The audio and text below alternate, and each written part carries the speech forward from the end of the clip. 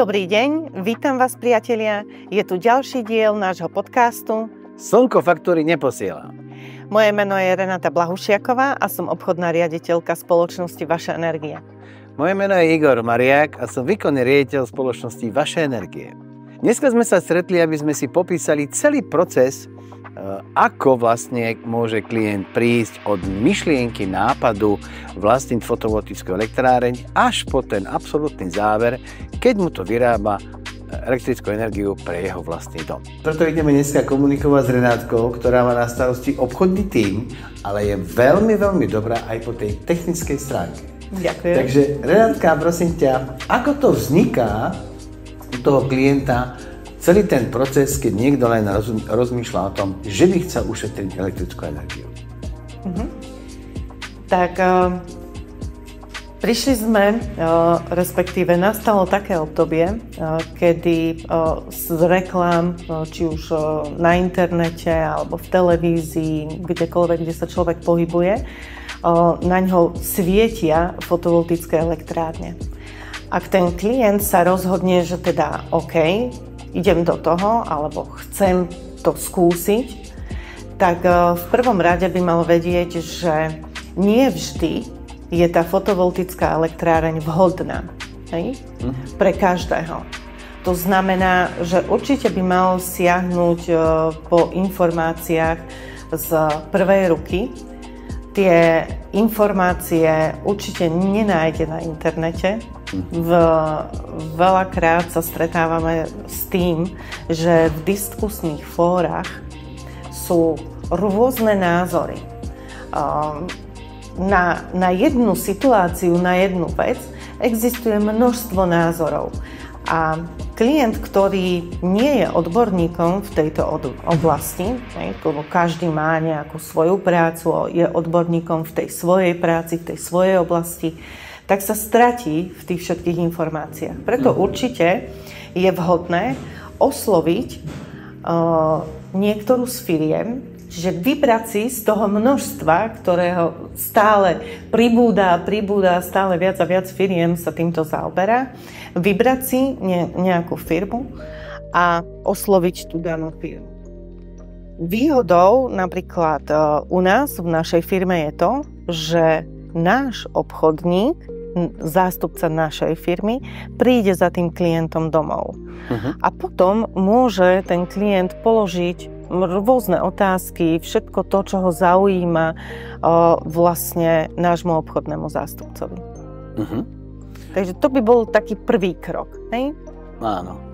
Dobre, no len ja som sa stretol s tým, že vyskočila mi takisto nejaká reklama na Facebooku a tam hneď, že vypíšte náš nejaký formulár, tak som tam napísal a dokonca mi tú elektrárnu predali po telefóne. Čo si myslíš o tomto spôsobe? Tak ten náš spôsob je iný. Určite nebudem hodnotiť tento spôsob.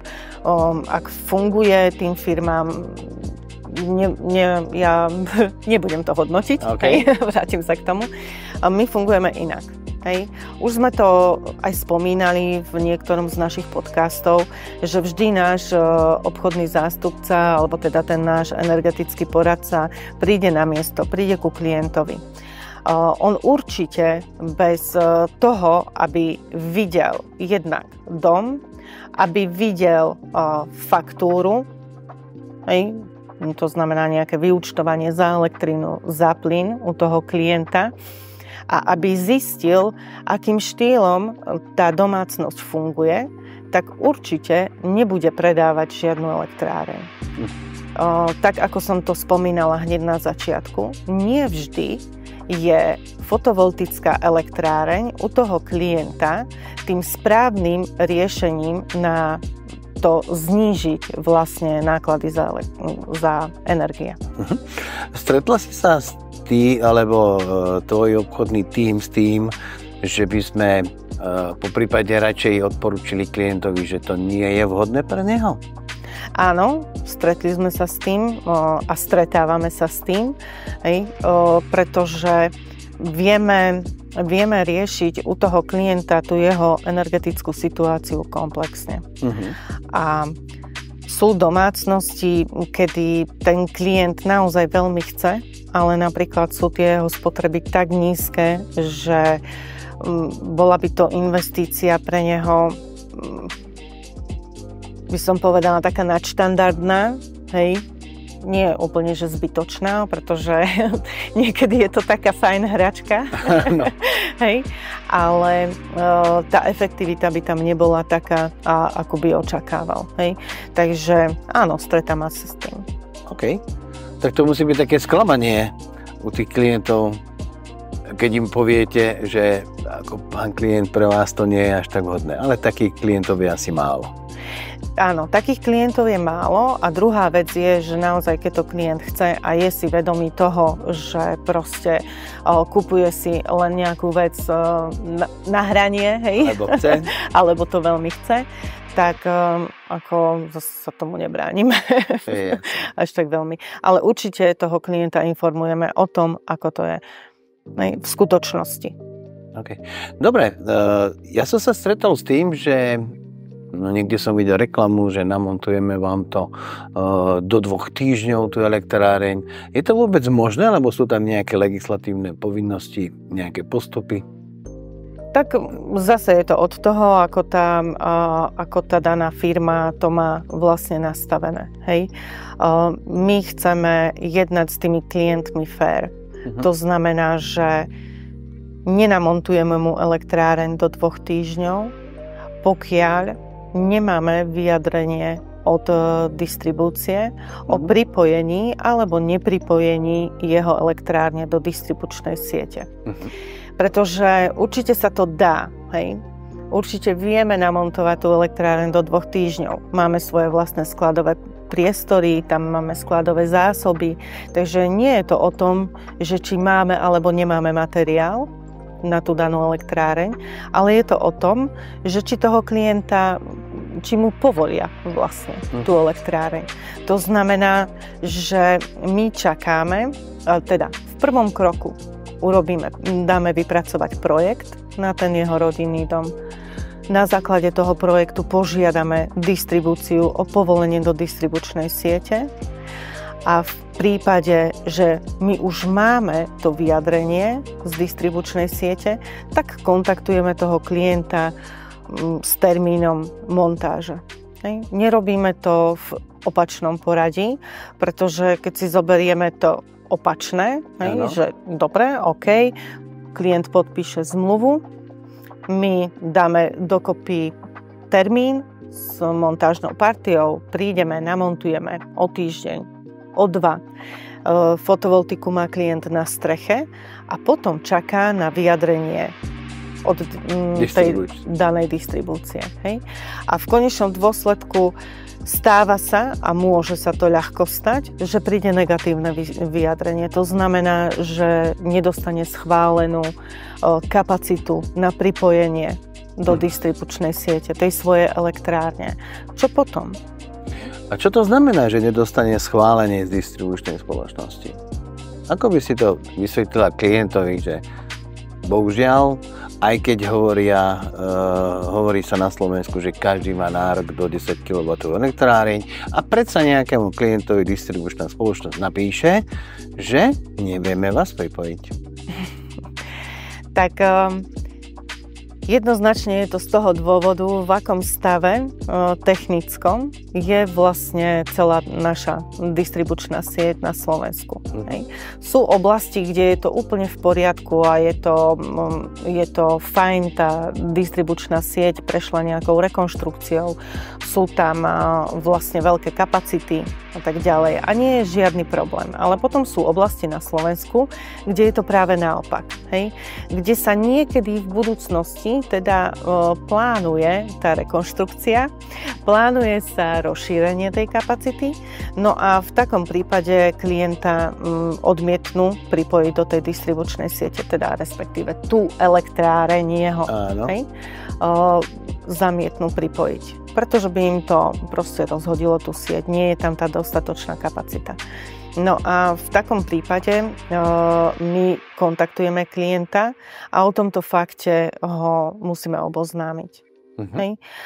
Dáme mu to vedieť, že napriek tomu, že má krásnu strechu, vieme mu to tam namontovať, máme všetko pripravené, projekt je hotový, tak bohužiaľ musíme čakať na schválenie distribúcie. Čo môže byť, a stalo sa nám to napríklad v minulom roku, že 3 klientov, ktorých nám niekedy začiatkom roka zamietli, tak nám v septembri, októbri už vedeli pripojiť, pretože v rámci tej sezóny letnej zrejme prebehla nejaká rekonštrukcia, kedy došlo k rozšíreniu kapacity.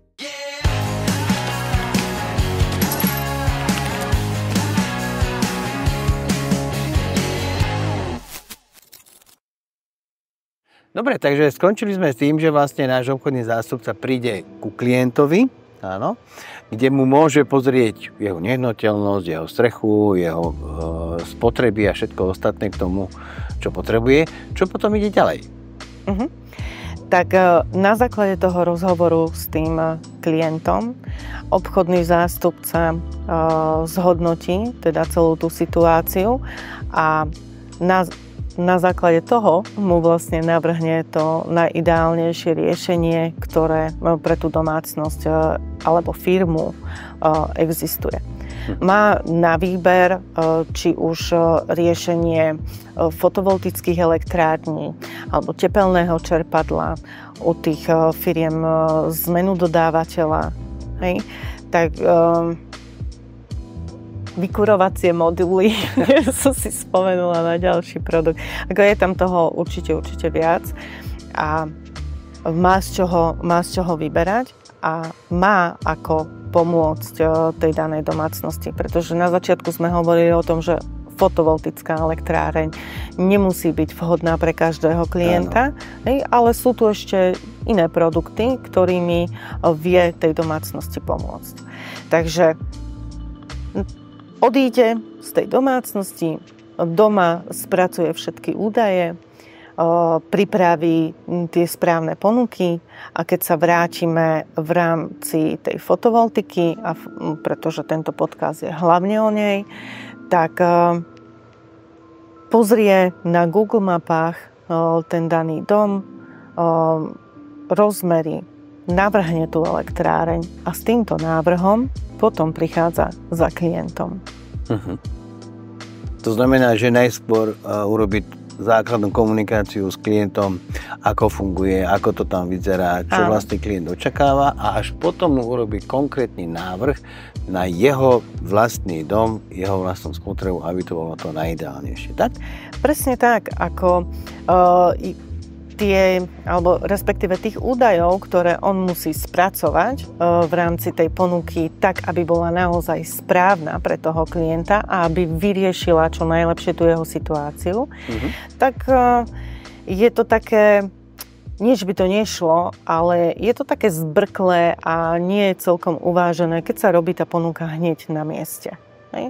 To by sme mohli potom šľahať rovnaké ponuky všade, pozrieť, dobre, tak ty máš, ja neviem, 8 MW spotrebu ročne, tak tebe pôjde 8 kW elektráreň, a proste nejaký taký model si vytvoriť. Ale je tam rozdiel napríklad v tom, či uvažovať nad vlastným batériovým úložiskom u toho klienta alebo neuvažovať nad batériovým úložiskom toho klienta, či uvažovať nad zmenou dodávateľa, neuvažovať nad zmenou dodávateľa, či uložiť tie panely, ja neviem, na 2 svetové strany, na 1 svetovú stranu, čo by bolo vlastne pre toho klienta ideálnejšie. Dnes v tom svete elektroniky a rôznych aplikácií, možností počítačových existujú programy, kde sa krásne dá tá elektráreň nasimulovať. Tieto programy my využívame. Dokonca berú do úvahy aj polohu toho rodinného domu, kde zohľadnia spätne nejaký vývoj počasia v tej danej oblasti a to celé do toho výstupu vlastne zakomponujú. Čiže ten klient dokáže, alebo teda môže vidieť aj odhad toho, ako tá jeho elektráreň bude vyrábať do budúcna. Hej? A ešte raz pripomínam, nie je to na základe nejakého, ja neviem, čo to je, že predpokladu, že ako to bude, hej, ale je to na základe dát, ako to počasie v tej danej oblasti bolo. Dobre, ďakujem. Ako ťa tak počúvam, tak to nie je také jednoduché. Že len pošlem ti do mailu ponuku a ty povieš áno a kúpim si elektráreň. Je to celkom slušná alchymia podľa toho, čo teraz komunikuješ. Ale vyzerá to tak, že jednoducho je to dobre sa s tým trošku pohrať, aby tá elektráreň bola urobená a postavená na základe toho, čo ten klient naozaj potrebuje a čo do budúcnosti plánuje. Takže, čo je ďalší krok? Tak už máme ten návrh od toho obchodníka. Obchodník to urobil tak, ako sa to má pre toho klienta. Čo ide ďalší ako ďalší krok? Tak vlastne obchodník klientovi predstaví tú ponuku, no a veľmi často sa naši obchodníci stretávajú s tým, že ten klient má viacero ponúk. Hej? A respektíve, že chce mať viacero ponúk. To vôbec nie je zlé. Hej? Tak som spomínala, je veľa firiem na Slovensku a stále ich pribúda, ktoré fotovoltiku robia. Takže je fajn, že ten klient sa správa zodpovedne a chce si porovnať aj ponuky z iných firiem. Čo vlastne ten obchodník urobí, keď ten klient má viacero ponúk? Alebo, ak sa môžem pýtať, alebo ako sa má klient rozhodovať medzi tými 3, 4, 5 ponukami? No, ako sa má rozhodovať? Tak určite pre toho klienta je takým vodítkom tá výsledná suma. Okay. To, či chceme alebo nechceme, každý pozerá na to, koľko ho to bude stáť. Takže chcem iba k tomu povedať, že nie je to celkom to najsprávnejšie rozhodovať sa podľa tej výslednej sumy. Pretože aj ja tých mojich obchodníkov sa snažím viesť k tomu, aby mali prehľad o všetkých produktoch, ktoré na trhu sú. To znamená, že nevedia a nemajú len informácie o tom, čo ponúkame my, o tých zariadeniach, ktoré pre klientov máme, ale majú informácie o zariadeniach, ktoré na trhu sú. A stáva sa to veľmi často u tých klientov, že v rámci porovnania tých ponúk naši obchodní zástupcovia vedia tomu klientovi poradiť, na čo sa má v tej ponuke pozrieť, hej? Čo je pre ňoho dôležité a ktoré tie ponuky sú porovnateľné. Hej? Znamená to, že ak má klient, 5 ponúk na stole, vie mu obchodný zástupca povedať a vyargumentovať, dobre, tak tieto 2 cenové ponuky dáme bokom, pretože nie sú konkurencie schopné s týmito 3. Ak sa chcete rozhodovať, tak sa rozhodujte medzi týmito 3. Hej? Pretože zariadenia, ktoré sú na tých cenových ponukách, sú naozaj kvalitné, sú dobré, pre vašu domácnosť vhodné. Hej? A potom, až následne, sa môže klient rozhodovať na základe ceny. S tým, že je tam ešte jedna a veľmi dôležitá vec, ktorú nie vždy ten klient zvažuje, respektíve skoro nikdy. A to je to, že tým, že má fotovoltiku na streche, to nekončí. Pretože fotovoltické zariadenie je naozaj bezúdržbové. Netreba to nejakým spôsobom obnovovať alebo meniť tam čokoľvek. Nie sú tam nejaké súčiastky, ktoré sa opotrebovávajú veľmi rýchlo. A preto môžeme povedať, že je bezúdržbové. Napriek tomu vznikajú nejaké situácie. Zoberme si teraz čerstvo počasie, ktoré na Slovensku je. Je krásny slnečný deň a večer je taká búrka s krúpami, s krupobytím, silný dážď, silný vietor, blesky. No môže sa stať, že odídu poistky, vypália sa poistky. v tom zariadení. A čo teraz? No čo teraz? Môže klient urobiť, keď zrazu mu na tej aplikácii zhasne, respektíve aplikácia mu neukazuje správne hodnoty, alebo mu proste elektráreň nevyrába. Čo mu robí? Presne tak. Teraz prvé, po čom siahne, je telefónne číslo na tú danú firmu, ktorá mu to zrealizovala a telefonuje tam. Áno. Prúser je, keď mu nikto nedvíha. Áno. Prúser je, keď mu niekto zdvihne a povie mu, že má teraz veľa práce a nemá na neho čas. Toto sú situácie, ktoré nám komunikujú tí ľudia. Hej, to nie je, že si to vymýšľam. A preto sme sa my snažili vytvoriť samostatné oddelenie, servisné oddelenie, ktoré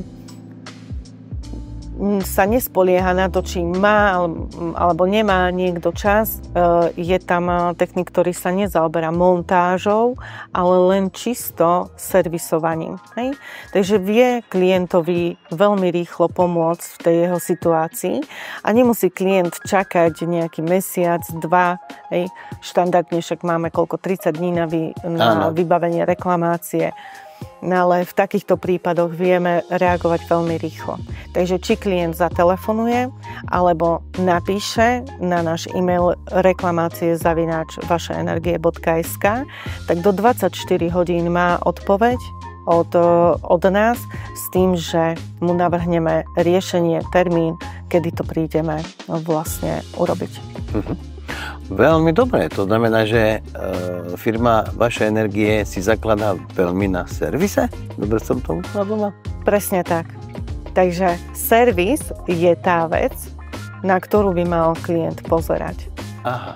Hej, že kedy a či vôbec je tá firma realizačná schopná mu zabezpečiť servis toho zariadenia. Hej, ak môžem povedať príklad, nebudem hovoriť konkrétne, je to jedna firma zo Žiliny, ktorá mala fotovoltiku od nejakej inej spoločnosti a oslovili nás, aby sme im pomohli, pretože tá elektráreň nefunguje a bolo to zhruba, neviem teraz, aký to bol mesiac, nejaký január, február. Kedy im tá firma povedala, že najskôr, kedy môžu prísť a na novo teda oservisovať tú elektrárne a spustiť na novo, tak bude október toho roku. Takže je to veľmi dlhé obdobie. 8 až 10 mesiacov? Áno, 8 až 10 mesiacov. Čo keď si zoberiete, tak vlastne klient prichádza o tú sezónu v tej fotovoltike. Presne tak. Hej. Takže určite toto je jeden z dôležitých faktorov, ktoré brať do úvahy pri výbere tej správnej realizačnej firmy na fotovoltiku. Dobre, ďakujem pekne.